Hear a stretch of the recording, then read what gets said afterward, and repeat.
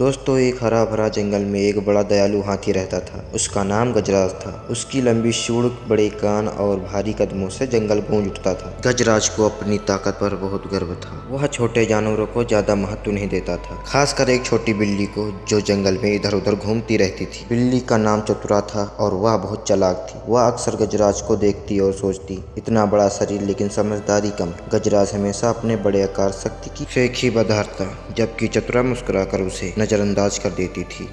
एक दिन संकट आया। गर्मियों के दिन थे और जंगल की नदियां सूखने लगीं। गजराज को पानी की तलाश में दूर तक जाना पड़ा। वह एक दलदल में जा फंसा। भारी शरीर की वजह से वह धंसता जा रहा था। उसने पूरी जोर लगाई लेकिन बाहर नहीं निकल सका।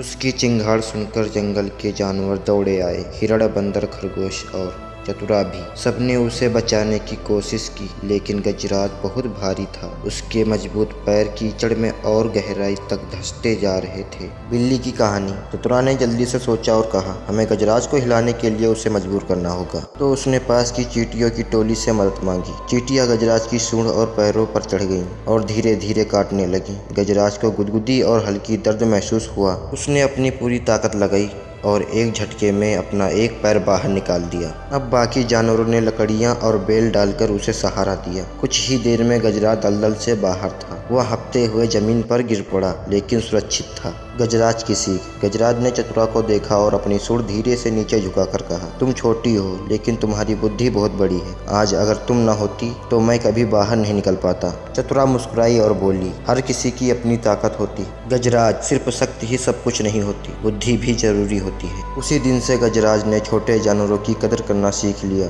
वह और चतुरा सबसे अच्छे दोस्त बन गए। अब गजराज न सिर्फ ताकतवर बल्कि समझदार भी बन गया था। दोस्तों, हमें इस कहानी से यह सीख मिलती है, सिर्फ ताकत ही काफ़ी नहीं होती, बुद्धि और सहयोग से बड़ी सी बड़ी मुसीबतों से निकला जा सकता है। दोस्तों, अगर यह वीडियो अच्छी लगी हो तो इस वीडियो को लाइक करो, ताकि हमें ऐसी ही मोटिवेशन मिलता रहा तो मैं आप लोगों के लिए और ऐसी ही वीडियो बनाता रहूँगा। जय श्री महाकाल।